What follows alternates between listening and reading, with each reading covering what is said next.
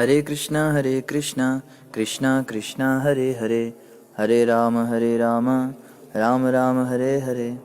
हरे कृष्णा। आप सभी भक्तों का हार्दिक स्वागत है आज की श्रीमद् भागवतम की इस कक्षा में। स्वागतम सुस्वागतम। और हम चर्चा कर रहे हैं श्रीमद् भागवतम चतुर्थ स्कंद अध्याय 7, जिसका नाम है दक्ष द्वारा यज्ञ संपन्न करना। और जल्दी से हम रिकैप करते, कल हमने क्या नहीं मानता। इसी प्रकार मेरे भक्त सर्वव्यापी भगवान विष्णु तथा किसी वस्तु या किसी जीवात्मा में अंतर नहीं मानते। तो इस प्रकार से जब सारी स्तुतियां हुई तो भगवान विष्णु उसका उत्तर देने लगे, और उत्तर में भगवान कह रहे हैं कि मेरे भक्त जो हैं वो मुझे और किसी वस्तु को अलग अलग नहीं मानते। जैसे कि तो यहाँ पे यही बताया गया है कि मेरे भक्त मुझ में और किसी वस्तु में अंतर नहीं मानते। भगवान ने आगे कहा, जो मनुष्य ब्रह्मा विष्णु शिव पृथक नहीं मानता और ब्रह्म को जानता है, वही वास्तव में शांति प्राप्त करता है, अन्य नहीं। तो बहुत ही सुंदर यहाँ पे भगवान बात बता रहे हैं कि ब्रह्मा विष्णु महेश और जितनी भी जीवात्माएं हैं ये सब पर ब्रह्म से ही निकली हैं। इनको उनसे अलग मांगना ये मूर्खता है। कोई व्यक्ति सोचे कि ये व्यक्ति तो जो है ये बड़ा दुष्ट प्रकृति का है, ये भगवान का पुत्र नहीं, भगवान के पुत्र तो हम हैं। जैसे के अंदर आए थे तो उन्होंने यही बोला कि हम लोग गोरे हैं, सुंदर शरीर वाले हैं, हमारे स्वरूप तुमसे अधिक सुंदर हैं, हम भगवान के द्वारा भेजे गए लोग हैं और हम तुम पर शासन करने के लिए आए हैं, तुम सभी हमारे नौकर हो। तो इस प्रकार से अगर कोई व्यक्ति सोचे कि एक व्यक्ति तो भगवान की संतान है और दूसरा व्यक्ति भगवान की संतान नहीं है, वो व्यक्ति कभी भी शांति प्राप्त नहीं कर सकता। मैत्रेय उवाच। आगे मैत्री जी ने कहा कि इस प्रकार भगवान से भली भांति आदेश पाकर समस्त प्रजापतियों के प्रथम दक्ष ने भगवान विष्णु की पूजा की। यज्ञोत्सव के लिए स्वीकृत विधि से उनकी पूजा करने से अनंतर अपने ब्रह्मा तथा शिव की भी अलग अलग पूजा की। तो यहाँ पे यही बताया जा रहा है कि दक्ष ने इस प्रकार से भगवान की पूजा की और जितने भी अलग अलग लोग थे उन्होंने भगवान की पूजा की और भगवान ने उन सबको इस प्रकार से आशीर्वचन दिए अपने। दक्ष ने सभी प्रकार से सम्मान पूर्वक यज्ञ के शेष भाग के साथ शिव की पूजा की। याज्ञिक अनुष्ठानों की समाप्ति के पश्चात उसने अन्य समस्त देवों तथा वहां पर एकत्र अन्य जनों को संतुष्ट किया। तब पुरोहितों के साथ साथ इन सारे कर्तव्यों को संपन्न करके उसने स्नान किया और वह पूर्णतया संतुष्ट हुआ। इस प्रकार यज्ञ के अनुष्ठान द्वारा विष्णु की पूजा करके दक्ष पूर्ण रूप से धार्मिक पद पर स्थित हो गया। इसके साथ ही यज्ञ में समागत समस्त देवताओं ने उसे आशीर्वाद दिया कि धर्मनिष्ठ हो, और तब वे चले गए। तो सारे के सारे देवताओं को भगवान विष्णु ने इस प्रकार से बहुत सुंदर आशीर्वाद दिया, और यज्ञ में सारे देवताओं ने दक्ष को भी बहुत अच्छा आशीर्वाद दिया कि तुम धर्मनिष्ठ हो, तुम जो है धर्म के पथ पर चलो, अधर्म के ओर तुम कभी ना जाओ। तो इस प्रकार से उनको आशीर्वाद देके और वो सभी चले गए। मैत्रेय ने आगे कहा, मैंने सुना है कि दक्ष से प्राप्त शरीर को त्याग देने के पश्चात दाक्षायणी दक्ष की पुत्री ने हिमालय के राज्य में जन्म लिया। वहाँ मैना की पुत्री के रूप में वे जन्मी। इसे मैंने प्रामाणिक स्रोतों से सुना है। तो सती माता ने जब शरीर का त्याग किया था तो उसके बाद मैना देवी की संतान के रूप में दाक्षायणी जो थी सती माता, उन्होंने पार्वती जी के रूप में जन्म लिया। तो उनकी कथा भी अभी आ रही है। अंबिका देवी दुर्गा ने जो दाक्षायणी सती कहलाती थी, पुनः शिव को अपने पति के रूप में स्वीकार किया। जिस प्रकार की भगवान की विभिन्न शक्तियां नवीन सृष्टि के समय कार्य करती हैं। मैत्रेय ने आगे कहा, हे विदुर, मैंने परम भक्त एवं बृहस्पति के शिष्य उद्धव से शिव द्वारा ध्वंस किए गए दक्ष यज्ञ की यह कथा सुनी थी। तो मैत्रेय जी कह रहे हैं कि मैं अपने मन से नहीं सुना रहा हूँ तुमको, जो बात बता रहा हूँ ये बातें मैंने बृहस्पति के शिष्य उद्धव से सुनी थी। तो तुम ये मत सोचो कि मैं कहीं से भी कुछ भी बातें बता रहा हूँ, ये सभी प्रामाणिक बातें हैं और इन सभी को मैंने उद्धव जी से सुना है।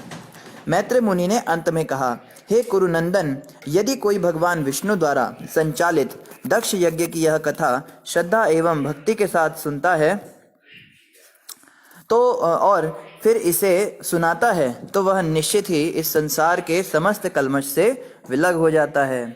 तो आप में से जितनों ने भी ये कथा सुनी दक्ष के यज्ञ करने की और सती माता के जो इन्होंने अपने शरीर को त्यागा, देह त्याग की कथा, इसको सुनने के बाद में क्या निश्चित रूप से संसार के समस्त कल्मश से आप सभी विमल हो जाएंगे। ऐसा फल जो है ये मैत्री जी यहाँ पर दे रहे हैं। और इसी के साथ में हमारा 7वां अध्याय भी संपूर्ण हुआ। अभी हम अध्याय 8 प्रारंभ करेंगे। अध्याय नंबर 8 का नाम है ध्रुव महाराज का गृह त्याग और वनगमन। मैत्रेय उवाच, मैत्रेय ऋषि ने कहा, सनकादि चारों कुमारों और नारद, ऋभु, हंस, अरुणी तथा यति, ब्रह्मा के ये सारे पुत्र घर पर न रहकर गृहस्थ नहीं बने, नैष्टिक ब्रह्मचारी हुए। तो मैत्रेय जी कहते हैं, अभी तक तो मैंने तुमको बहुत सारे गृहस्थों की कहानी सुनाई जिन्होंने शादी करी और अपने संतान आदि उत्पत्ति करी और इस प्रकार से अपनी वंशावली को बढ़ाया। अब मैं कुछ ब्रह्मचारियों की भी तुमको बातें बताऊंगा। ब्रह्मा का अन्य पुत्र अधर्म था, जिसकी पत्नी का नाम मृषा था। उनके संयोग से 2 असुर हुए जिनके नाम दंभ तथा धोखेबाज तथा माया अर्थात ठगनी थे।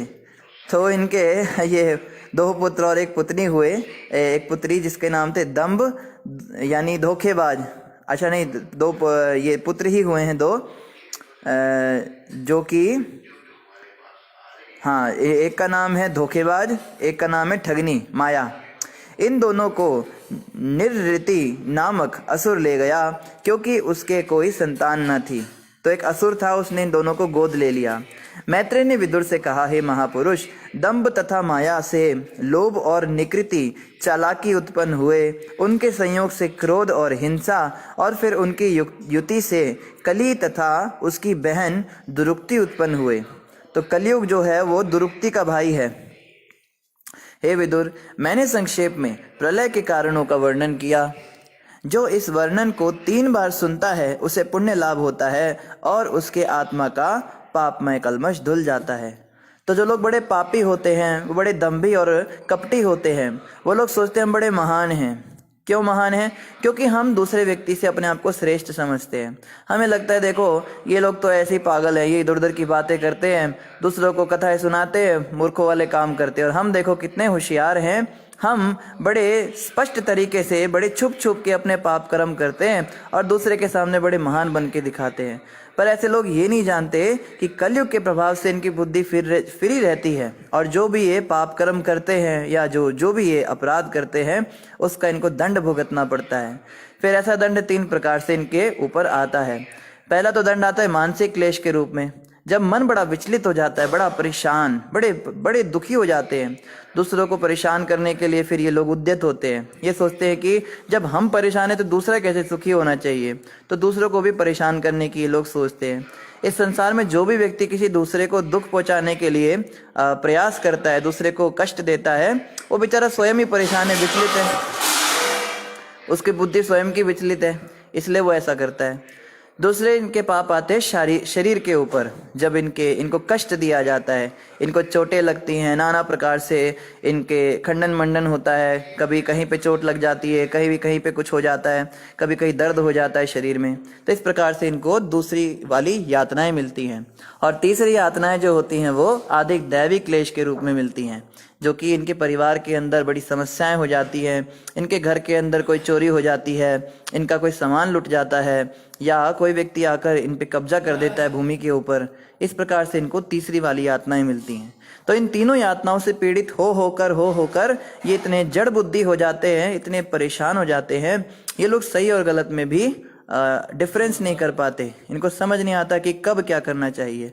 ऐसे लोगों को बड़ी आवश्यकता है कि एक प्रामाणिक गुरु के संरक्षण में आए और उनके हिसाब से चले। जब तक कोई व्यक्ति प्रामाणिक गुरु के संरक्षण में नहीं है तब तक वो बाय डिफॉल्ट गलत है। कई लोग कहते क्या सही है क्या गलत है, हमें कुछ समझ नहीं आता, हम क्या करें। तो हमें तो कुछ पता ही नहीं ना। हमको चाहिए कि एक प्रामाणिक गुरु के संरक्षण में रहें और जैसे जैसे वो कहें वैसे वैसे हम करें। आगे कहते हैं, मैत्रेय जी ने आगे कहा, है कुरुश्रेष्ठ, अब मैं आपके समक्ष स्वयंभू मनु के वंशजों का वर्णन करता हूँ जो भगवान के अंशांश के रूप में उत्पन्न हुए थे।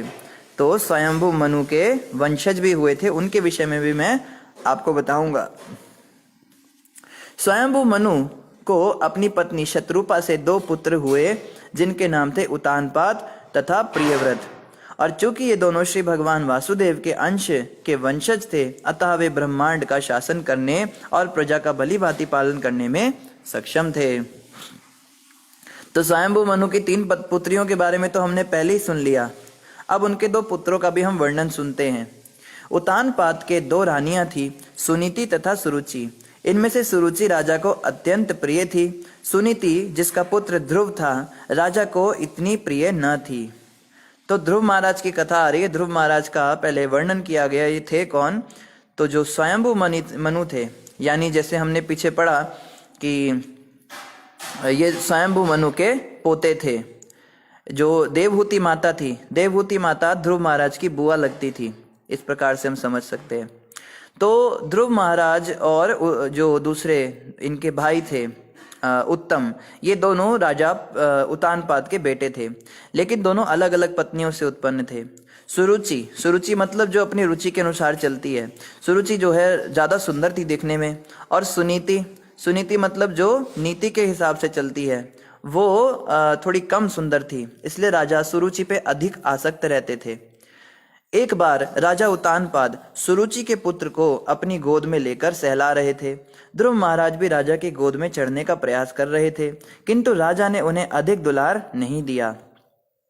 राजा उतानपाद ने उसको तो बहुत प्रेम किया, जो सुरुचि का बेटा था, लेकिन सुनीति के बेटे ध्रुव को उन्होंने बिल्कुल भी दुलार नहीं किया।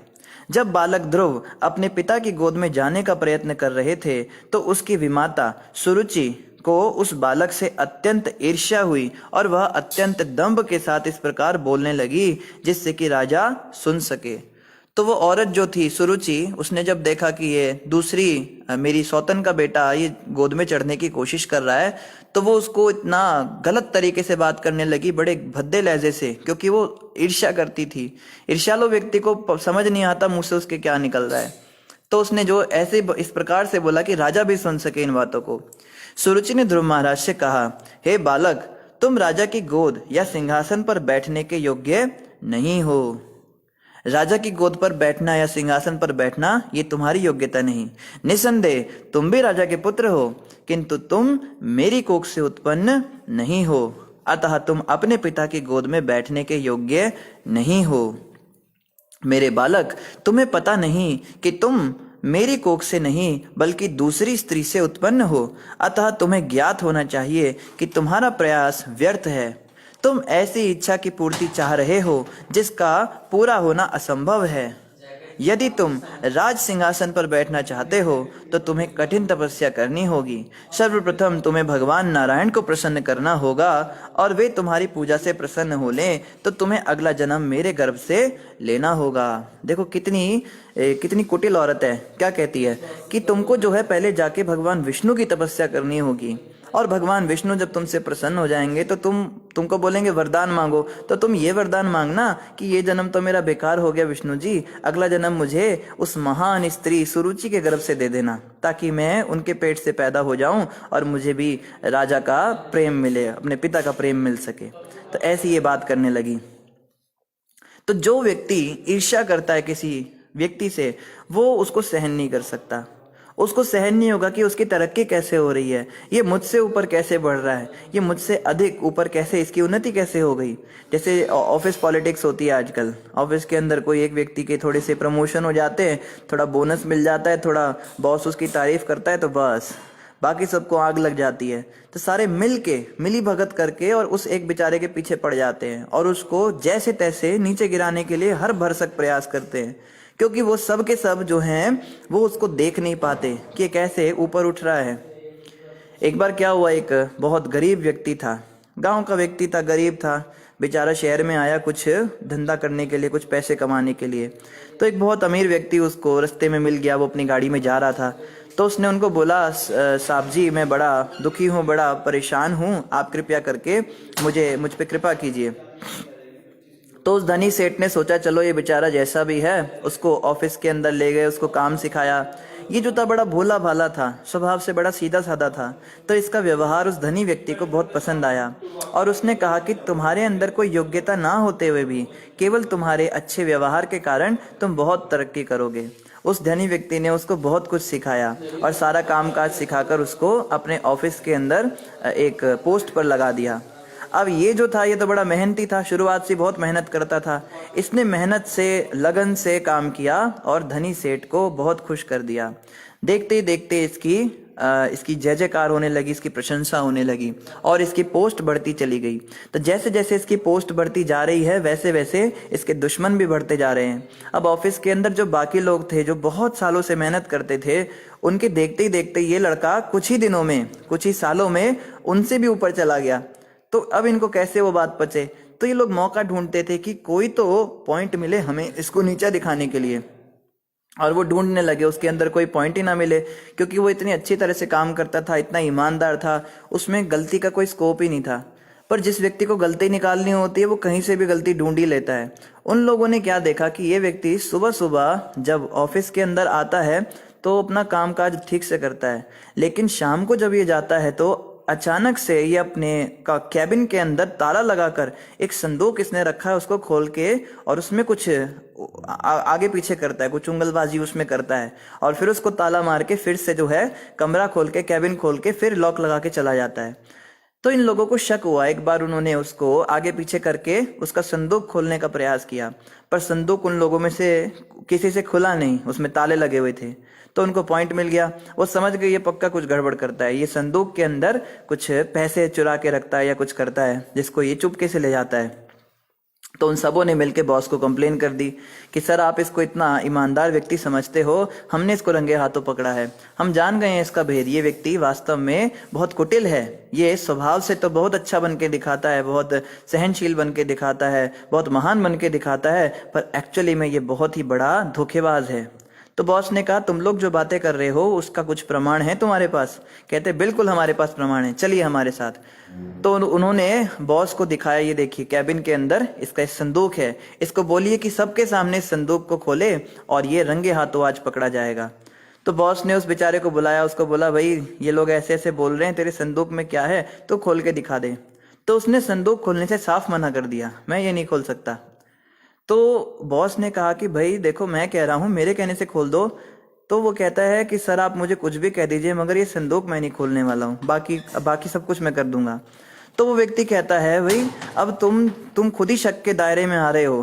तो उस बॉस को भी उस पर शक हो गया, कहने लगा ये खोलता क्यों नहीं है। तो वो जो कोलीग था जो ज्यादा चिल्लाता था, उससे बहुत ईर्ष्या करता था, वो कहने लगा सर ये ऐसे नहीं मानेगा, मैं अभी के अभी इसका ताला तोड़ता हूँ और आपको सब कुछ दिखाता हूँ। तो उन्होंने कहा चलो ठीक है।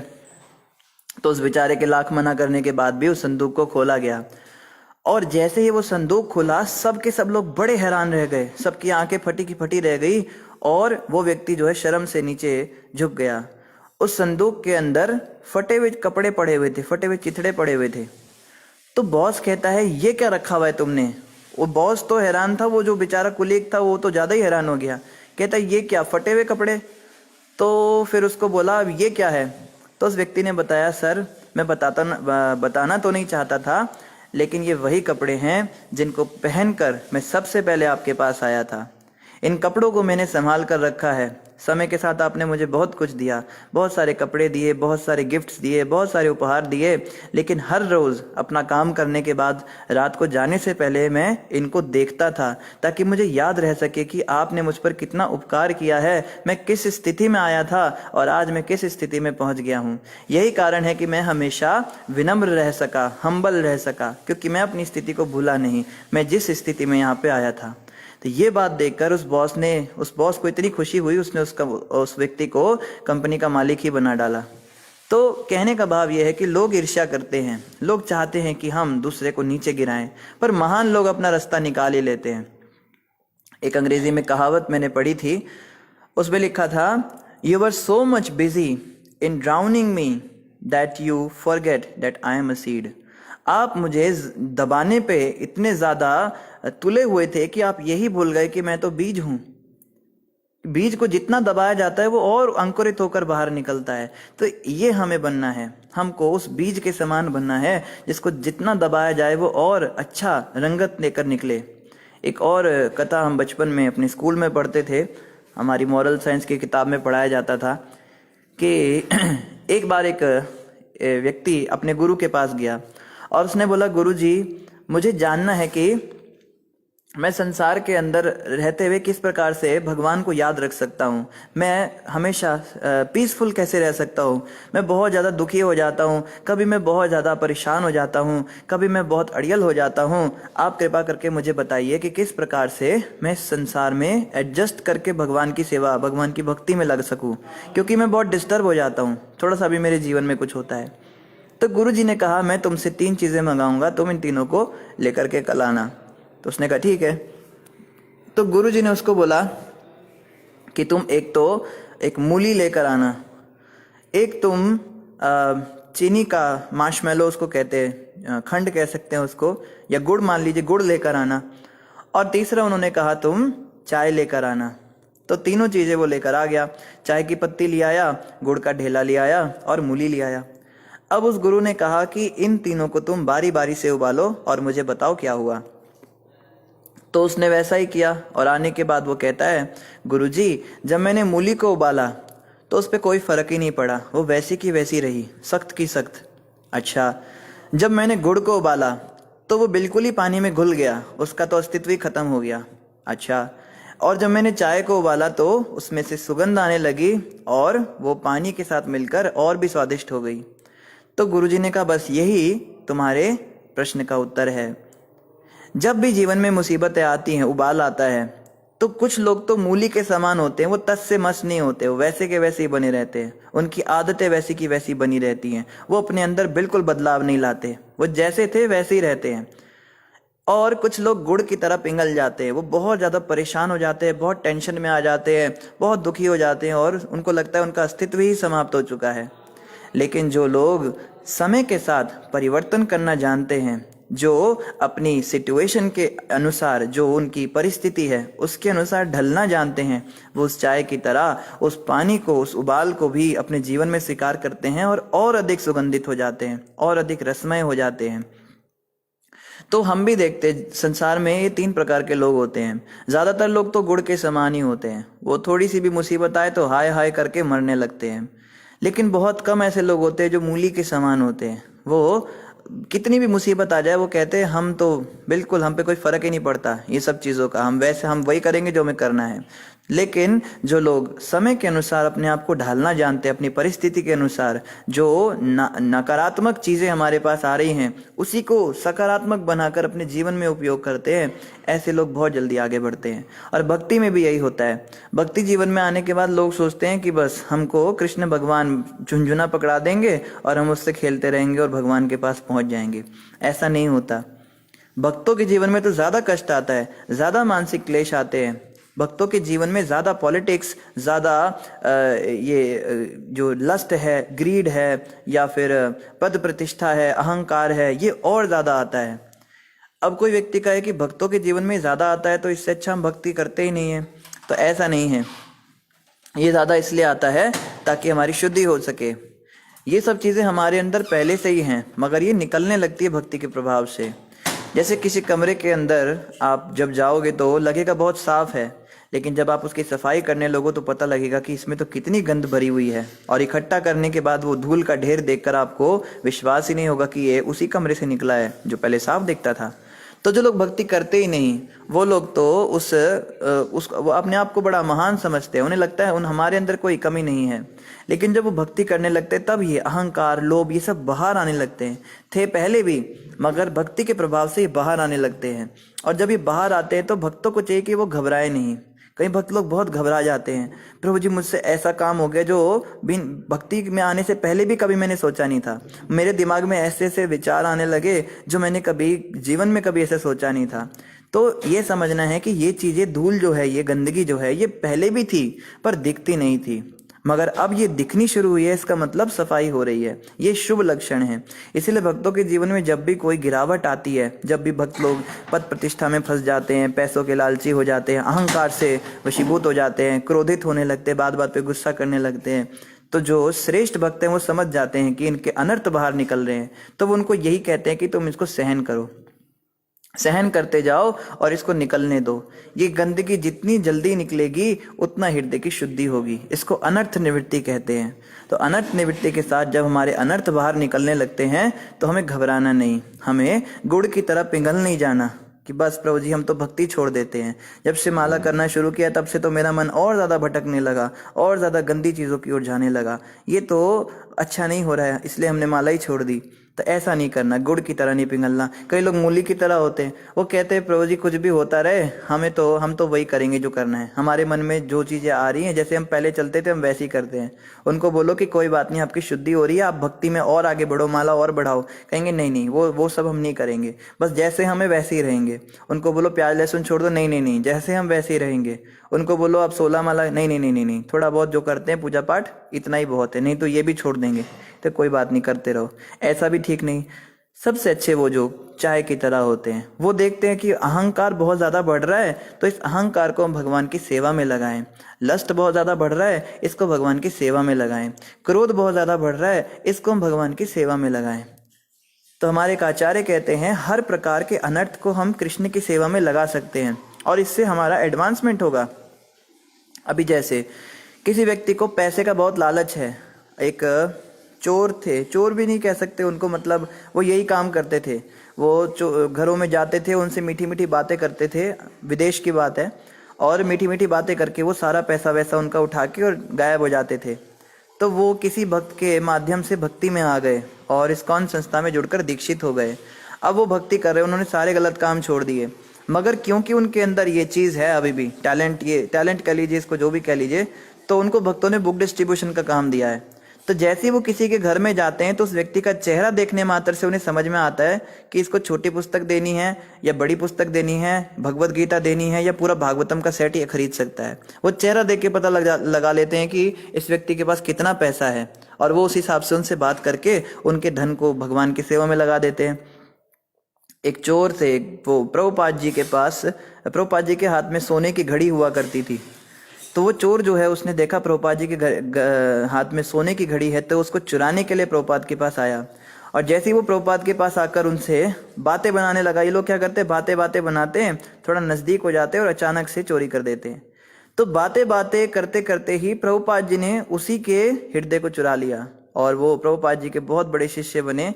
गुरु महाराज जी के बहुत अच्छे वो मित्र हैं, महाराज जी उनके विषय में बताते हैं। तो इस प्रकार से हम देखते हैं कि अगर हमारा कोई अनर्थ ही हम भगवान की भक्ति में यूज़ करते हैं तो वो हमारे लिए और जल्दी भगवान की प्राप्ति करने के लिए सहायक बन जाता है। तो अगर किसी व्यक्ति को क्रोध बहुत ज़्यादा आता है तो वो नास्तिकों के पास जाए, उन पे क्रोध निकाले अपना, उनको जाके प्रचार करे, विग्रस प्रचार करे, बोल्ड स्टेटमेंट्स दे। किसी व्यक्ति को बहुत प्रजल्प करने की आदत है, अनाप शनाप बकता रहेगा, बिल्कुल जैसे चिड़िया आपस में चू चू चू चू चू चू करती रहती है, बोलना है, कुछ ना कुछ बोलना है। तो उस बड़े बोले व्यक्ति को बोलो तू भागवत का प्रवचन करने लग, तू गीता का प्रवचन कर, तू उपदेश दे, तू आरतियां गा भगवान की, तू माला का जाप कर। तो जो व्यक्ति अनर्थ इस प्रकार से हमारे निकल रहे हैं, जो व्यक्ति समझ जाता है कि किस अनर्थ को हमें कहाँ यूटिलाइज करना है, वो व्यक्ति भक्ति में आगे बढ़ जाता है। पर समस्या ये है कि हमें ये सब का ज्ञान नहीं, इसलिए हमें ज़रूरत है एक एक्सपर्ट गाइड की। कोई ऐसे भक्त अगर हमें जीवन में मिल जाएं जो हमें गाइड करके हमारे गलत अनर्थों को, हमारी गलत आदतों को ही भगवान की भक्ति में एंगेज कर दें, तो वो हमारा जीवन धन्य कर सकते हैं। तो ऐसा तो केवल सदगुरु की कृपा से ही हो सकता है, और ये भगवान कृष्ण की कृपा से हमको मिलते हैं। तो इस प्रकार से यहाँ पे मैत्रेय मुनि कह रहे हैं कि ये जो थे, ये हे विदुर, जिस प्रकार से लाठी से मारा गया सर्प फुफकारता है, उसी प्रकार ध्रुव महाराज अपनी विमाता के कटु वचनों से आहत होकर क्रोध से तेजी से सांस लेने लगे। जब उन्होंने देखा कि पिता मौन हैं और उन्होंने प्रतिवाद नहीं किया, तो उन्होंने तुरंत उस स्थान को छोड़ दिया और अपनी माता के पास गए। तो ये जो विमाता है ध्रुव महाराज की सुरुचि, ये इसी प्रकार की स्त्री है। ये बहुत ज़्यादा ईर्ष्यालु स्त्री है, और इसने ध्रुव महाराज को 5 साल के बच्चे को इस प्रकार से बोला। तो आप सोच सकते हैं कि 5 साल के बच्चे पर भी जिसको दया नहीं आती है वो क्या होगी। और समस्या तब हो गई जब ध्रुव ने देखा कि उनके पिता ने भी उसको रोका नहीं, उनके पिता चुपचाप बैठे रहे और उसकी बात सुनने लगे। तो ध्रुव महाराज को बहुत बुरा लगा और बड़ा गुस्सा आया, क्योंकि जन्म से क्षत्रिय थे, क्षत्रिय का खून उनके अंदर था, तो उसके कारण शौर्य वीरता तो थी उनमें। तो वो अपना हैं तो 5 साल के, पर अपना इतना सा भी वो ये जो उनकी बेइज्जती हुई उसको बर्दाश्त नहीं कर पाए और उस स्थान को छोड़कर अपनी असली माता के पास चले गए। जब ध्रुव महाराज अपनी माता के पास आए तो उनके होठ क्रोध से कांप रहे थे और वे सिसक सिसक कर जोर जोर से रो रहे थे। रानी सुनीति ने अपने लाडले को तुरंत गोद में उठा लिया और अंतःपुर के वासियों ने सुरुचि के जो कटु वचन सुने थे उन सब को विस्तार से कह सुनाया। इस तरह सुनीति अत्यधिक दुखी हुई। तो ध्रुव महाराज तो अपनी माता की गोद में बैठ गए और जो वहां के लोग थे उन्होंने बताया कि कैसे कैसे सुरुचि ने तुम्हारे पुत्र को इतने कड़वे शब्द बोले हैं। यह घटना सुनीति के लिए असहाय थी। वह मानो दावाग्नि में जल रही थी और शोक के कारण वह जली हुई पत्ती बेली के समान हो गई और पश्चाताप करने लगी। अपनी सौत के शब्द स्मरण होने से उसका कमल जैसा सुंदर मुख आंसुओं से भर गया और वह इस प्रकार बोली। तो सुनीति जो है वो बेचारी बहुत परेशान होकर रोने लगी। क्या कर सकती है वो, उसके पति तो उसकी बात सुनते नहीं हैं, उसकी जो सौतन है वो उसको ज़्यादा सुंदर समझते हैं, वो उसके ही वशीभूत रहते हैं। तो वो बेचारी क्या करे, वो अपने पुत्र को ही समझाने लगी। वह तेजी से सांस भी ले रही थी और वह इस दुखद स्थिति का कोई इलाज ठीक से नहीं ढूंढ पा रही थी। अतः उसने अपने पुत्र से कहा, हे पुत्र, तुम अन्यों के अमंगल की कामना मत करो। जो भी दूसरों को कष्ट पहुंचाता है वह स्वयं दुख भोगता है। तो उसको समझ में तो आया नहीं कि मैं इसको क्या बताऊं, बेचारे बच्चे को क्या समझेगा। तो माता ने कहा, ध्रुव तुम परेशान मत हो, तुम ये मत सोचो कि तुम उसका क्या अनिष्ट करोगे, उस अपनी सौतेली माँ का, क्योंकि जो व्यक्ति संसार में किसी को दुख पहुंचाता है वह स्वयं भी दुख भोगता है। इस बात को हमें समझना है। ये बहुत बड़ी शिक्षा दी सुनीति माता ने कि जब भी हम किसी के अमंगल की कामना करते हैं तो हमें यही सोचना चाहिए कि अगर हम उसका बुरा करेंगे तो कल को हम भी नहीं बचेंगे, हमारा बुरा होगा ही होगा। और भक्तों को चाहिए कि वो तो बिल्कुल भी इस विषय में परेशान ना हो कि हमें वो व्यक्ति दुखी कर रहा है, हमें उसने तंग कर दिया, उसने हमें बातें सुना दी। जो व्यक्ति हमें कष्ट दे रहा है, पहुंचा रहा है, परेशान कर रहा है, उसको समय आने पर उसका फल तो भोगना ही पड़ेगा। इसलिए हम उसके अनिष्ट के बारे में सोचकर अपना समय बर्बाद ना करें, हम अपना भजन कीर्तन में लगें और भगवान देखेंगे उसको क्या देना है, कैसे देना है। सुनीति ने आगे कहा, प्रिय पुत्र, सुरुचि ने जो कुछ भी कहा है वह ठीक ही है, क्योंकि तुम्हारे पिता मुझको अपनी पत्नी तो क्या अपनी दासी तक नहीं समझते। उन्हें मुझको स्वीकार करने में लज्जा आती है। अतः यह सत्य है कि तुमने एक अभागिनी स्त्री की कोख से जन्म लिया है और तुम उसके स्तनों का दूध पीकर बड़े हुए हो। तो सुनीति माता जो है अब अपने आप को कोस रही है कि तुम्हारी सौतेली माँ ने जो बात कही कि तुम एक अभागिनी के गर्भ से जन्मे हो, ये बात बिल्कुल सच है बेटे, मैं क्या कर सकती हूँ। प्रिय पुत्र, तुम्हारी विमाता सुरुचि ने जो कुछ कहा है, यद्यपि वह सुनने में कड़वा है, किंतु वह सच है, सत्य है। अतः यदि तुम उसी सिंहासन पर बैठना चाहते हो जिसमें तुम्हारा सौतेला भाई उत्तम बैठेगा, तो तुम अपना ईर्ष्या भाव त्याग कर तुरंत अपनी विमाता के आदेशों का पालन करो। तुम्हें बिना किसी विलंब के पुरुषोत्तम भगवान के चरण कमलों की पूजा में लग जाना चाहिए। तो माता सुनीति ने यहाँ पर ध्रुव महाराज को उपदेश दिया। ध्रुव तो बालक थे, उन्हें क्या पता था भगवान की भक्ति कैसे करते हैं, क्या होता है। और माँ ने आदेश तो दिया था एक खिन्न भावना के कारण कि तुम्हारी माँ, तुम्हारी सौतेली माँ जैसे तुमको कह रही है भगवान की भक्ति करो, तुम वैसा ही करो। लेकिन ध्रुव महाराज इन बातों को बहुत सीरियसली ले जाएंगे और आगे चल के उनको ऐसी चीज मिल जाएगी जिसकी उन्होंने कल्पना भी नहीं की थी। सुनीति ने आगे कहा, भगवान इतने महान हैं कि तुम्हारे परदादा ब्रह्मा ने मात्र उनके चरण कमलों की पूजा द्वारा इस ब्रह्मांड की सृष्टि करने की योग्यता अर्जित की। यद्यपि वे अजन्मा हैं और वे सब जीवात्माओं में प्रधान हैं, किंतु वे इस उच्च पद पर भगवान की ही कृपा से आसीन हैं, जिनकी आराधना बड़े बड़े योगी तक अपने मन तथा प्राणवायु को रोक कर करते हैं। तो सुनीति माता आगे बता रही है, ध्रुव तुम भगवान पुरुषोत्तम की भक्ति करो, तुम हरि की भक्ति करो, क्योंकि तुम्हारे परदादा ब्रह्मा जो हैं वो भी उन्हीं की कृपा से इतने उच्च पद पर आसीन हैं। सुनीति ने अपने पुत्र को बताया, तुम्हारे बाबा स्वयंभु मनु ने दान दक्षिणा के साथ बड़े बड़े यज्ञ संपन्न किए और एक निष्ठ श्रद्धा तथा भक्ति से उन्होंने पूजा द्वारा भगवान को प्रसन्न किया। इस प्रकार उन्होंने भौतिक सुख तथा बाद में मुक्ति प्राप्त करने में महान सफलता पाई, जिसे देवताओं को पूजकर प्राप्त कर पाना असंभव है। तो सुनीति माता कहती है, बेटा अलग अलग देवताओं को पूजने के बाद भी जो नहीं मिलता वो तुम्हारे दादा स्वयंभु मनु को भगवान की पूजा से मिला, हरि की पूजा से मिला।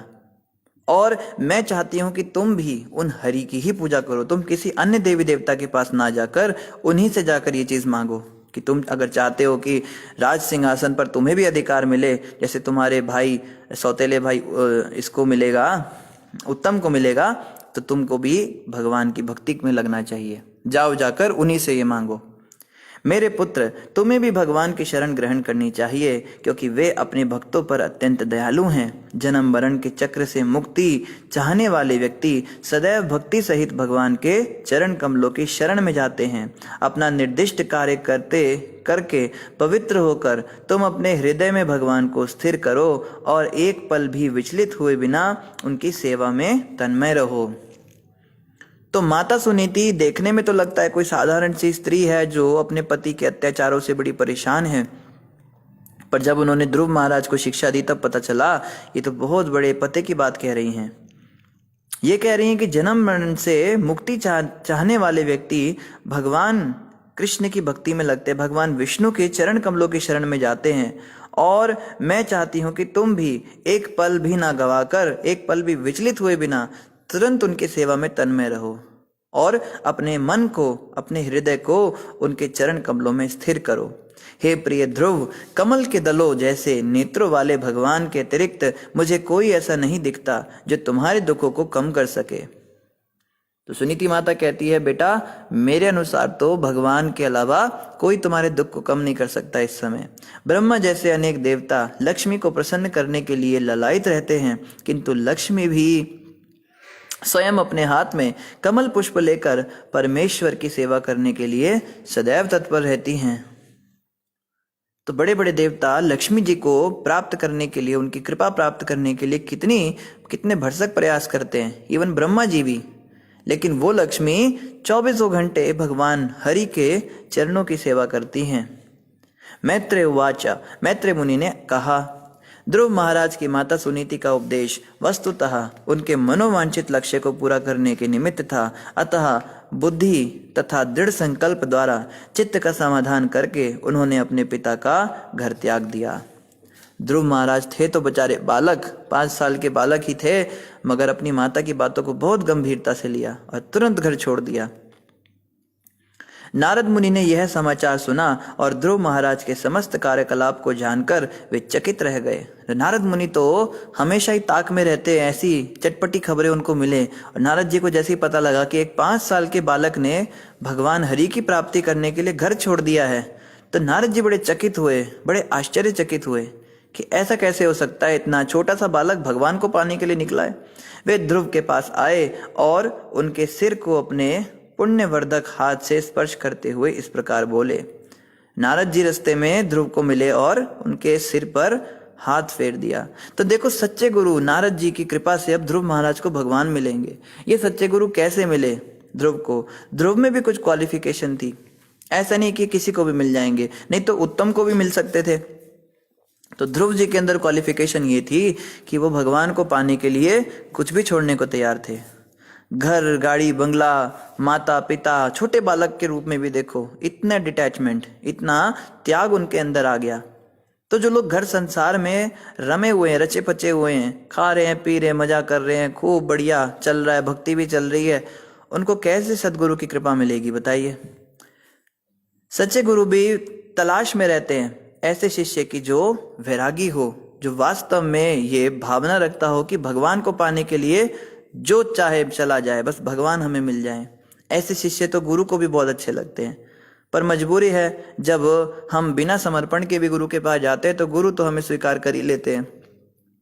पर हमें समझना है कि सबसे अधिक पसंद गुरु को वही शिष्य होता है जो गुरु की आज्ञा पालन करने के लिए कुछ भी छोड़ने को तैयार हो जाए। तो नारद जी को जब पता लगा कि ध्रुव नाम का एक बालक है, तो तुरंत वो उसके पास आकर और स्वयं ही उसके गुरु बन बैठे। क्योंकि ध्रुव तो बच्चे थे, उन्हें तो पता नहीं था ये सब चीज़ों का, तो उन्होंने तुरंत ही आकर उन्हें उपदेश देने शुरू कर दिए। गुरु बन के ही तो उपदेश दिए जाते हैं। और देखो वो क्या कहते हैं, ओहो शक्तिशाली क्षत्रिय कितने तेजस्वी होते हैं, वे थोड़ा ही मान भंग सहन नहीं कर सकते। जरा सोचो तो, यह नन्हा सा बालक है, तो भी उसकी सौतेली माता के कटु वचन उसके लिए कितने असहाय हो गए। तो नारद जी जो हैं ठिठौली ले रहे हैं, उसका एक तरह से उसका मजाक उड़ा के परीक्षा ले रहे हैं कि देखो थोड़ा सा भी इसका मान भंग हुआ तो इससे सहन नहीं हुआ। माँ ने थोड़ी सी चार बातें क्या बोल दी, ये जंगल के रास्ते पर निकल गया, थोड़ा सा भी कड़वे वचन इसको सहन नहीं हुए क्या। महर्षि नारद ने ध्रुव से कहा, हे बालक, अभी तो तुम नन्हे बालक हो, जिसकी आसक्ति खेल इत्यादि में रहती है, तो फिर तुम अपने सम्मान के विपरीत अपमानजनक शब्दों से इतने प्रभावित क्यों हो। ध्रुव, तुम्हारी माँ ने थोड़ा सा तुमको उल्टा पुल्टा कह दिया तो तुम इतने परेशान क्यों हो गए। अरे है तो तुम्हारी माँ ही, वापस घर चले जाओ, ये कहने का मतलब है ना। तो गुरु परीक्षा लेते हैं, गुरु के पास पहले तो जाओ, यही इतना मुश्किल होता है सब कुछ त्याग कर, उसके ऊपर गुरु की परीक्षा इतनी कठिन होती है। तो 5 साल के बालक को जब नारद जी ने इस प्रकार से कहा कि तुम इतने परेशान क्या होते हो, माँ ने बोल दिया होगा थोड़ा बहुत, जैसा भी है माँ है तुम्हारी, तुमसे प्रेम करती है, वापस चले जाओ। हे ध्रुव, यदि तुम समझते हो कि तुम्हारे आत्मसम्मान को ठेस पहुंची है, तो भी तुम्हें असंतुष्ट होने का कोई कारण नहीं। इस प्रकार का असंतोष माया का ही अन्य लक्षण है। प्रत्येक जीवात्मा अपने पूर्व कर्मों के अनुसार नियंत्रित होता है, अतः सुख तथा दुख भोगने के लिए नाना प्रकार के जीवन होते हैं। तो पहले तो उसको बॉडीली लेवल पे उन्होंने कंफ्यूज किया नारद जी ने कि तुम्हारी माँ ने थोड़ा सा कह दिया तो क्या हुआ, प्रेम करती है, चले जाओ। ध्रुव गए नहीं, माने नहीं उनकी बात। तो नारद जी फिलोसफिकल एस्पेक्ट पे उनको कंफ्यूज कर रहे हैं। अब उनको शास्त्रों से बातें बता रहे हैं कि अगर तुम्हें लगता है कि तुम्हारा सचमुच में तुम्हारी बेइज्जती हो भी गई, तो तुम ये क्यों सोचते हो कि तुम्हारी बेइज्जती हुई। बेइज्जती तो शरीर की हुई ना, और तुम ये शरीर नहीं, तुम तो आत्मा हो। तो माया के कारण ही तुम अपने आप को ऐसा सोच रहे हो कि तुम्हारा असम्मान हो गया। इसीलिए तुमको क्या करना चाहिए, इस बात को तुम भूल जाओ। ये सुख और दुख हमारे कर्मों के अनुसार आते हैं। बात भी बिल्कुल सही है नारद जी की। जो भी हमारे जीवन में दुख सुख आते हैं, ये हमारे ही कर्म हैं, इसमें किसी को भी हम दोष नहीं दे सकते। तो ध्रुव महाराज जो है वो नारद जी को देख रहे हैं और बिल्कुल भी उनकी बातों से विचलित नहीं हुए। तो नारद जी आगे कहते हैं, भगवान की गति बड़ी विचित्र है। बुद्धिमान मनुष्य को चाहिए कि वह इस गति को स्वीकार करे और अनुकूल या प्रतिकूल जो कुछ भी हो, भगवान की इच्छा से सम्मुख आए, उससे संतुष्ट रहे। नारद जी कहते हैं, भाई ध्रुव, तुम भगवान के नियमों को तोड़ रहे हो। ध्रुव कहेंगे, मैं कैसे तोड़ रहा हूं? कि तुमको भगवान ने एक विपरीत परिस्थिति में डाला, तुम्हारी माता को निमित्त बना दिया, किया तो भगवान ने तुम्हारे कर्मों को तुम्हारे को काटा, और तुम उससे भाग रहे हो। तुम्हें चाहिए था कि तुम उसको सहन करो अपना कर्म समझकर, और चुपचाप अपने घर में रहकर अपना काम धंधा करते रहो। अब तुमने अपनी माता के उपदेश से भगवान की कृपा प्राप्त करने के लिए ध्यान की योग विधि पालन करने का निश्चय किया है, किंतु मेरे विचार से ऐसी तपस्या सामान्य व्यक्ति के लिए संभव नहीं है। भगवान को प्रसन्न कर पाना अत्यंत कठिन है। तो जब नारद जी देख रहे हैं कि ध्रुव विचलित ही नहीं हो रहा है, फिलॉसफी भी दे दी, उसको ये भी कह दिया, भगवान का भी वास्ता दे दिया कि भगवान को अच्छा नहीं लगेगा अगर तुम ऐसे उनके बनाए हुए विधान से भागोगे। ध्रुव बिल्कुल विचलित नहीं हो रहे हैं, एक मन एक निष्ठ लगा के ध्रुव जा रहे हैं। अब ध्रुव के पास उत्तर तो था नहीं नारद जी की बातों का, इतने शास्त्र तो उन्होंने पढ़े नहीं थे, पर इतना जरूर क्लियर हो गया था कि मुझे भगवान को पाना है, तो इसलिए वो चुपचाप खड़े हुए सुन रहे हैं। तो अब नारद जी क्या कहते हैं, नारद जी समझ गए कि वापस तो जाएगा नहीं, तो इसको थोड़ा डराते हैं। तो नारद जी कहते हैं कि तुम जिस रास्ते पे जा रहे हो ना ध्रुव, ये बहुत मुश्किल रास्ता है। तुम ये मत सोचो कि तुम ऐसे ही निकलोगे जंगल में और तुम्हें भगवान मिल जाएंगे। इस रास्ते पे बहुत सारी मुसीबतें हैं, बहुत बड़े बड़े योगी ऋषि भी भगवान को प्राप्त नहीं कर पाते, और तुम छोटे से 5 साल के बालक, तुम मुंह उठा के घर से चले आए भगवान की प्राप्ति करने। तो ऐसे लोग बहुत मिलते हैं हमें विचलित करने के लिए। ये तो चलो नारद जी हैं, मगर भगवान ऐसे लोगों को भेजते हैं। जैसे मुझे याद है, जब मैंने नया नया ज्वाइन करने का मन ही बनाया था, उन दिनों हम दिल्ली में पढ़ाई करते थे और ग्रेजुएशन कर रहे थे, तो हम अपने दोस्तों से डिस्कस करते थे कि हम ऐसे ऐसे सोच रहे हैं, हम ज्वाइन करेंगे, हम ब्रह्मचारी बनेंगे, साधु बनेंगे। तो वो लोग इतना ज़्यादा हमको डीमोरलाइज कर देते थे कि तुमको पता है आश्रमों में क्या होता है, अरे वहाँ पे ऐसा होता है, वैसा होता है, कल को तुम किसी लायक नहीं रहोगे, तुम्हारी जॉब भी छूट जाएगी, तुम्हारा सब सब बर्बाद हो जाएगा, फ्यूचर बेकार हो जाएगा, वहाँ जाकर भी तुम्हारा कुछ नहीं होगा, वो उल्टे पुल्टे लोग होते हैं, पता नहीं वो लोग वहाँ पे भीख भीख मंगवाएंगे तुमसे, कोई कहता है वो तुम्हारे को वो कर देंगे, ये कर देंगे, कुछ खिला देंगे, कुछ नशा करा देंगे, तुम्हारे हाथ काट देंगे, क्या क्या बोलते थे। तो हमने सोचा ये लोग तो हैं ही पागल, इनसे क्या बात करनी है। हम भक्तों के पास गए, भक्तों से डिस्कस किया, और आप यकीन मानिए वो 16 माला जप करने वाले, 4 नियम पालन करने वाले दीक्षित भक्त गृहस्थ जीवन में जो थे, उनसे हमने कहा चलो इनसे सलाह लेते हैं। तो वो हमें कहते हैं कि प्रभु जी आप ना घर पे रह के भक्ति करो, मंदिर आश्रम के अंदर रहना बहुत मुश्किल है, इतनी पॉलिटिक्स होती है, इतना ये होता है, इतना वो होता है, आप तो 1 महीना भी सहन नहीं कर पाओगे, आपको पता नहीं आपके साथ क्या क्या होगा। आपको ऐसे सुबह सुबह 4 बजे जबरदस्ती उठाया जाएगा, सर्दी हो चाहे गर्मी हो, आपको ठंडे पानी में नहलाया जाएगा, आपको जो है आपकी पर्सनल लाइफ छीन ली जाएगी, आपके पास मोबाइल फोन नहीं होगा, आप अपने घर वालों से भी नहीं मिल पाओगे, आपके माता पिता ने आपके लिए कितना कुछ किया है, बचपन से कितना आपको पाल पोस के बड़ा किया है, वो लोग आपको माँ बाप से भी नहीं मिलने देंगे। इस प्रकार से वो कंफ्यूज कर दिया उन लोगों ने। और अब हम तो ध्रुव महाराज थे नहीं, हम तो कंफ्यूज हो भी गए, तो हम बड़े परेशान हो गए, बाप रे बाप ये हम किस रास्ते पे निकल गए।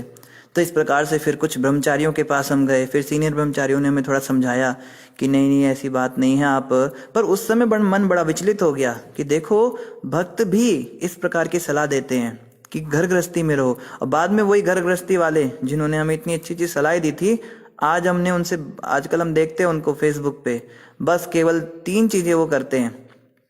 एक तो पत्नी के साथ टूर करते हैं, उसकी फोटो डालते रहते हैं, दूसरा अपने बच्चों के साथ फोटो खींचते हैं, उसकी फोटो डालते हैं, या फिर बस वो खाली बेकार की बातें करते हैं। साधना के नाम पे 0। जो साधना में पक्के होंगे वो इस तरह की बात कभी नहीं कहेंगे। जो ऐसे भी गृहस्थ मिले, कुछ और भी गृहस्थ भक्तों से हमने बात की, उन्होंने कहा प्रभु जी हम तो बर्बाद हो गए, आप मत ऐसा काम करो, आप ब्रह्मचारी बनो। सीधा बोला उन्होंने। वो कहते हैं कि हम तो लेट हो गए आने में, हमारी शादी पहले हो गई थी, आपको अगर अकल आ गई आप गुरु के अनुसार चलो। तो ले देकर एंड में यही समझ में आया कि ये लोग तो सभी अपने अपने अनुभव के अनुसार बात करते हैं, तो गुरु से पूछा जाए, गुरु जैसा कहेंगे वैसा किया जाए। तो हमने एक मन बना लिया कि गुरु जो कहेंगे हम वो करेंगे। गुरु कहेंगे शादी करो तो शादी करेंगे, गुरु कहेंगे ऐसे तुम संसार छोड़ो तो संसार छोड़ेंगे, जो गुरु कहेंगे वही करेंगे हम। तो इस प्रकार से मन बनाकर जब गुरु महाराज के पास गए तो महाराज जी ने सीधे ही बोला कि तुम ब्रह्मचारी रहो, मत पड़ो इस चक्कर में, ये रास्ता बहुत कठिन है, भक्ति का रास्ता है, तुमको बहुत आगे जाना है, लेकिन अगर तुम ये बोझा साथ में लेकर चलोगे घर गृहस्थी का, पत्नी बच्चे इनका भी पालन करोगे साथ साथ में, तो भक्ति साथ में कैसे तुम चलोगे इतना इतना सब कुछ लेकर। तुम्हारी जो है तुम्हारा रास्ता बहुत लंबा है और समय तुम्हारे पास बहुत कम है, कब तुम्हारी मृत्यु हो जाए तुम्हें पता नहीं। बिल्कुल स्ट्रेट फॉरवर्ड बोलते हैं महाराज जी। तुमको पता नहीं कि आज रात तुम सोओगे सुबह उठोगे कि नहीं उठोगे, बताओ। हमने कहा कुछ नहीं पता। कहते अगर शादी के बाद तुम्हारी ऐसे ऐसे मृत्यु हो गई अचानक से, तुम तो पत्नी के ख्यालों में ही मर जाओगे। तो बहुत बहुत पते की बात कही गुरुदेव ने और हमको बिल्कुल क्लियर कर दिया। तो इस प्रकार से भटकाने वाले लोग बहुत मिलेंगे। अरे तुम प्याज लहसुन मत छोड़ो, तुम क्या करोगे, क्या खाओगे, शादी ब्याह में कैसे जाओगे, किसी के भी घर में जब तुम आओगे बैठोगे, तुम बाजार का कुछ नहीं खा पाओगे, तुम किसी दुकान पे कुछ नहीं खा पाओगे, तुम गले में ये कंठी माला मत डालो, ये तुलसी की माला डाल लोगे ना, तुम्हारा तो जीवन बर्बाद हो जाएगा। तुम भी हमारी तरह क्यों नहीं बनते हो, क्यों तुम हमारी तरह जन्म मृत्यु के चक्कर में फंसना चाहते हो। अरे एंजॉय करो लाइफ को, अभी तुम्हारी उम्र ही क्या है, अभी तो तुम्हारी उम्र कुछ है ही नहीं। 10 साल के, 20 साल के, 30 साल के व्यक्ति को भी कहते हैं तुम्हारी कोई उम्र ही नहीं है अभी। जब बूढ़े हो जाओगे तब यही तो करना है। अभी एंजॉय करो, आराम से आनंद लो जीवन का। और एक भक्त तो और भी महान, वो तो यहाँ तक बोले कि प्रभु जी मैं भी सोच रहा हूँ कि मैं भी साधु बनूंगा, लेकिन मैं सारा काम करके साधु बनूंगा। मैं ना जीवन में सारे सुख भोगने के बाद साधु बनूंगा। मैं सोचता हूँ कि हर चीज का आनंद लो।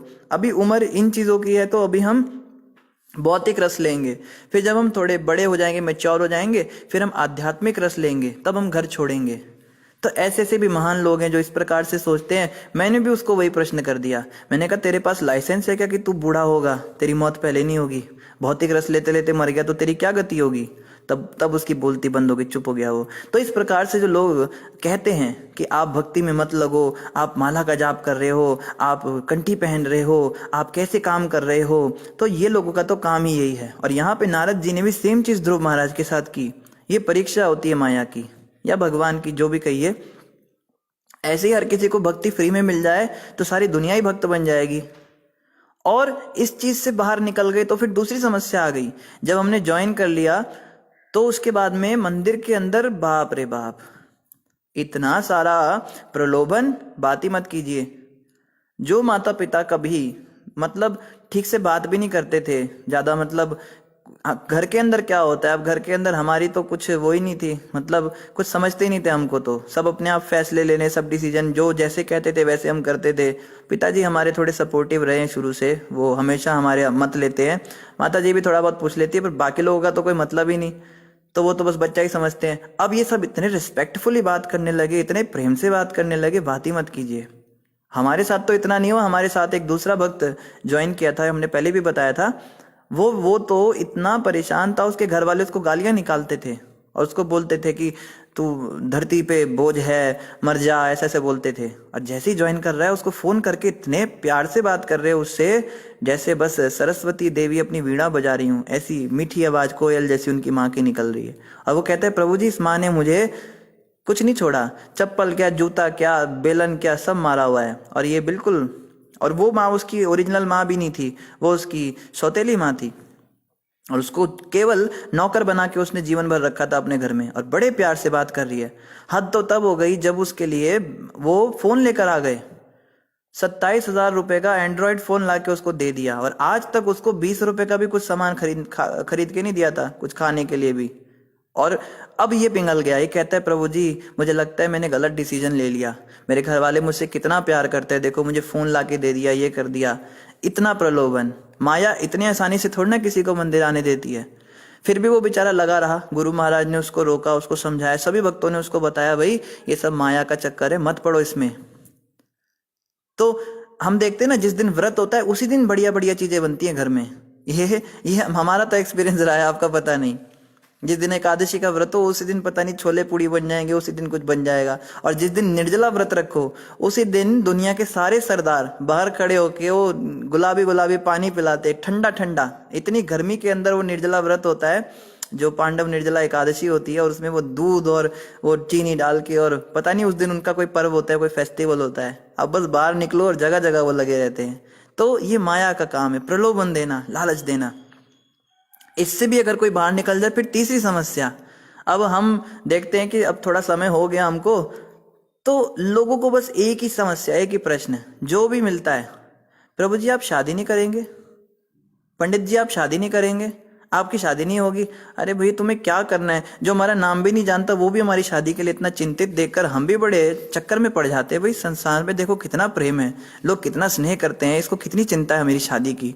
एक माता जी सुबह आती है लेक्चर में, मंदिर में प्रवचन करते हैं, वो कहती है प्रभु जी मैंने ना आपको सपने में देखा, आप घोड़ी चढ़े हुए थे। और हमने कहा माता तुम, कहती है प्रभु जी आप ना घर चले जाओ, आप इतने अच्छे लड़के हो और आपकी माँ कितनी परेशान होती होगी, मैं उसके बारे में सोचती हूँ। तो ये माया का काम है, वो हमें भटकाती है।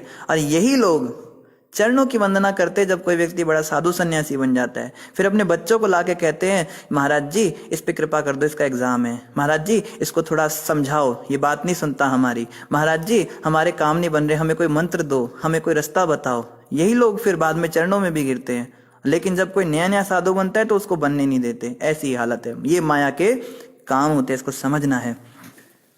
तो ध्रुव महाराज बिल्कुल भी विचलित नहीं हुए, और नारद मुनि ने आगे भी कहा, क्या कहते हैं, अनेक अनेक जन्मों तक इस विधि का पालन करते हुए तथा भौतिक कल्मश से विरक्त रहकर अपने को निरंतर समाधि में रखकर और विविध प्रकार की तपस्याएं करके अनेक योगी ईश्वर साक्षात्कार के मार्ग का पार नहीं पा सकते।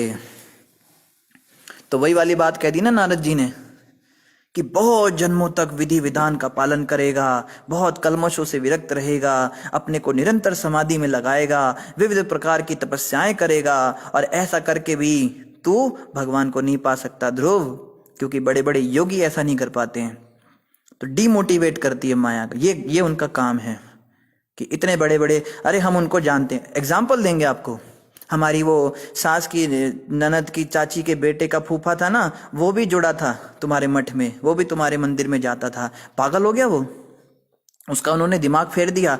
फिर उसकी माँ ने उसको समझाया बुझाया, उसका मंदिर जाना छोड़ा, उसका माला वाला सब फेंक दिया, तब उसको अकल आई, फिर वो ठीक हो गया। तो बेटा तुम मत जाया करो वहां पे, वो भी पागल हो गया था तुम्हारी तरह, पर उसको बचा लिया उसकी माँ ने। इस प्रकार से बोलेंगे वो लोग आपको। तो इसको माया की ही चाल जानना है, इन लोगों की बातों में नहीं आना। हमको देखना है जो हमें एडवाइस दे रहा है वो स्वयं कितना संतुष्ट है अपने जीवन में।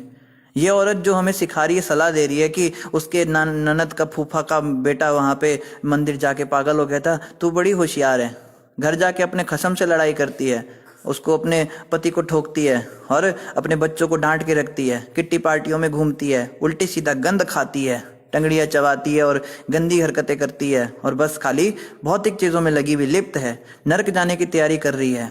इसका शरीर पूरा जर्जर हो चुका है, दुनिया भर के इसको बीमारियां लग चुकी हैं, शरीर बीमारियों का घर बन गया है, और ये हमें उपदेश दे रही है कि भक्ति मत करो, मतलब तुम्हारे जैसे बन जाए। तो उपदेश भी तो उसके सुने ना जो कुछ श्रेष्ठ व्यक्ति हो। मान लो अगर ये बहुत सती सावित्री होती, बहुत भगवान के भजन वाली होती, तो इसकी बात हम सुनते भी। ऐसे लोगों की क्या बात सुननी, हम गुरु की सुनेंगे, हम भगवत पार्षदों की सुनेंगे, जो हमें भगवान से मिलाएगा हम उसकी सुनेंगे, इनकी थोड़ा ना सुनेंगे जो नरक में ले जाएंगे हमको। तो इस बात का हमें ध्यान रखना है जब भी ऐसे लोग हमारे पास आए। तो समय लगभग पूरा हो गया है, कल हम यहीं से आगे चर्चा करेंगे। आज थोड़ा शोर ज़्यादा हो गया था पीछे, इसलिए शुरुआत में थोड़ा सा ज़ोर ज़ोर से बोलना पड़ा, तो आप सभी कृपया करके थोड़ा सा इस बात को कंसिडर कीजिएगा।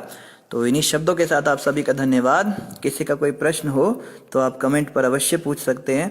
और ध्रुव महाराज जी से हमें बहुत सारी शिक्षाएं भी आगे लेनी है, इनका चरित्र आएगा, तो आप कृपया करके समय पर कल आइए और हम इनका चरित्र आगे पढ़ेंगे। अशोक जी कहते हैं, प्रभु जी क्यों पराई चर्चा?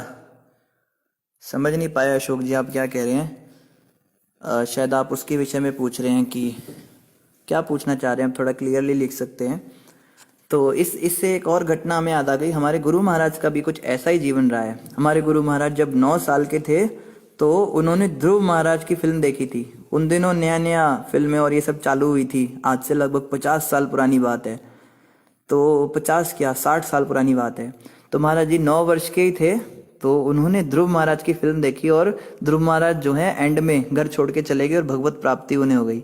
तो वो फिल्म देखने के बाद गुरु महाराज भी घर छोड़ के चले गए। 9 वर्ष के बालक, और उनके घर में किसी ने उनको ये सब नहीं सिखाया था, और घर छोड़ के किसी पहाड़ी पे चले गए। वहाँ घर उनका उधमपुर में था, तो वहाँ एक जंगल में पहाड़ी के ऊपर एक मंदिर था, तो वहाँ पे एक सन्यासी बैठा करता था, उसके पास वो जाते रहते थे। तो उनको और तो कुछ समझ में आया नहीं, तो वो उसी सन्यासी के पास चले गए। और वो व्यक्ति कहता है कि बेटा आज अकेले आ गए, माँ बाप कहाँ हैं तुम्हारे? तो कहता है मैं घर नहीं जाऊँगा, मैं इधर ही रहूँगा, मैं भक्ति करूँगा। तो वो सन्यासी बड़ा हैरान रह गया, कहता है बेटा अभी तुम्हारी उम्र नहीं है, तुम घर जाओ अपने माँ बाप के पास। तो महाराज जी गए नहीं, देखो 9 साल की उम्र में भी। तो जब उनको उसने बार बार समझाया तो फिर फाइनली उस गुरु महाराज के माता पिता को बता दिया किसी ने वहाँ उधर गया है, तो वो उनको वापस लेकर चले गए। तो संतों के लक्षण जो है बचपन से ही दिख जाते हैं, इस प्रकार के लक्षण संत दिखाते हैं। फिर दोबारा गुरु महाराज घर छोड़ के भागे थे। महाराज जी जब 16 वर्ष के थे तो वहाँ पे कोई वृंदावन से आया था, एक कोई ऐसे कथावाचक था, तो बड़ी कथाएं करता था, वो बड़ी सुंदर कथाएं करता था। उसने महाराज जी को बोला, वैसे वो बोलता था सबको कि आप में से कोई मेरे साथ यात्रा पे चलना चाहे, मैं वृंदावन घुमाऊंगा। तो महाराज जी चुपके से उसके पास आ गए, बोले तुम मुझे साथ में ले चलो अपने, मैं घर पे नहीं रहना चाहता, मैं भक्ति करना चाहता हूँ। तो महाराज जी को, वो 16 वर्ष के महाराज जी थे, तो उनको चुपके से वो ट्रेन में ले गए। तो महाराज जी ने बोला मेरा टिकट कहाँ है? कहते टिकट विकेट कुछ नहीं होता है। तो फिर कहना कि जैसे ही अगर कोई टीटी आ जाए तुमको पकड़ने, तो उसको बोलना कि मुझे बस अगले ही स्टॉप पे उतरना है, ऐसा बोलना और चुपचाप बैठे रहना। तो महाराज जी कहते उस गुरु ने मुझे पहली शिक्षा ऐसी दे दी, वहीं पे मेरे को समझ में आ गया ये कुछ गड़बड़ घोटाला है। फिर वृंदावन में उसके साथ पहुंचे, वहां पे आश्रम में गए, तो महाराज तो भक्ति करने के लिए गए थे, पर वो व्यक्ति जो है वो कुछ ठीक चरित्र का नहीं था, वो उल्टी सीधी हरकतें करने लगा। तो महाराज जी को बहुत दुख लगा कि देखो इतना मैंने इसको साधु समझाता, ये मैं कहाँ फंस गया। तो महाराज ने सोचा अब घर तो जाना नहीं है, तो वहीं पर उसके साथ रहने लगे।